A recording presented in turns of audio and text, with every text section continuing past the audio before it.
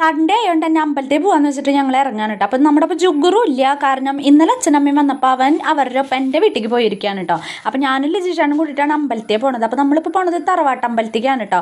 അപ്പം നമ്മുടെ തറവാട്ടമ്പലം വരുന്നതെന്ന് വെച്ചിട്ടുണ്ടെങ്കിൽ പെരിങ്ങോട്ടുകാര ആവണങ്ങാട് അമ്പലം കഴിഞ്ഞ് കുറച്ചും കൂടി പോകുമ്പോഴാട്ടോ നമ്മുടെ അമ്പലം വരുന്നത്. അപ്പം നമ്മളൊരു 8 മണിയോട് കൂടിയിട്ടാണ് നമ്മൾ വീട്ടിൽ നിന്ന് ഇറങ്ങിയിട്ടുണ്ടായിരുന്നു. അപ്പോൾ ഇതാണ് കേട്ടോ നമ്മുടെ അമ്പലം. അമ്പലത്തിൽ പോണ വഴി എന്ന് പറഞ്ഞാൽ അടിപൊളിയാണ്, 2 പാടത്തിൻ്റെ ഇടയിൽ കൂടെ പോയിട്ടോ അമ്പലം. അപ്പോൾ അതേ അമ്പലത്തിലൊക്കെ കയറി വേഗം തൊഴുത് നമ്മൾ പിന്നെ തിരിച്ച് വരുന്ന നേരത്ത് നമ്മൾ ആവണങ്ങാടും കൂടി കയറിയിട്ടായിരുന്നു. നമ്മളെല്ലാ പ്രാവശ്യം തറവട്ടമ്പലത്തിൽ പോയി വരുമ്പോൾ നമ്മൾ ഇവിടെയും കൂടി കയറി തൊഴുതിട്ടാണ് കേട്ടോ വരാറ്. അപ്പോൾ അതേ വണ്ടിയൊക്കെ വെച്ചിട്ട് നമ്മളിങ്ങനെ നടക്കുകയാണ്. അപ്പോൾ ആ അമ്പലത്തിൽ എന്ന് വെച്ചിട്ടുണ്ടെങ്കിൽ വലിയ തിരക്കെന്ന് പറയാനായിട്ടുണ്ടായിരുന്നില്ല, എന്നാലും കുറച്ച് പേരൊക്കെ ഉണ്ടായിരുന്നു. അപ്പോൾ അതേ നമ്മൾ വേഗം തന്നെ അമ്പലത്തിൻ്റെ ഉള്ളിലൊക്കെ കയറിയിട്ട് നമ്മൾ അധികം നേരം ഒന്നും നിൽക്കാറില്ല, വേഗം തൊഴുത് ഇറങ്ങിയിട്ട് പിന്നെ അങ്ങനെ പോരായിട്ട് ചെയ്യാറ്. അവിടെ അങ്ങനെ അധികം നേരം ഇരിക്കാറും ഇല്ല. അപ്പോൾ അതേ നമ്മൾ പോരുന്ന നേരത്തെ എപ്പോഴും നമ്മൾ ഈ വഴി കൂടിയാണ് കേട്ടോ നമ്മൾ അങ്ങോട്ട് നടക്കാറ്. ആ വഴി എന്തോ ഞങ്ങൾക്ക് ഭയങ്കര ഇഷ്ടമാണ് അതിൽ കൂടെ അങ്ങനെ നടന്നു പോരാനായിട്ട്.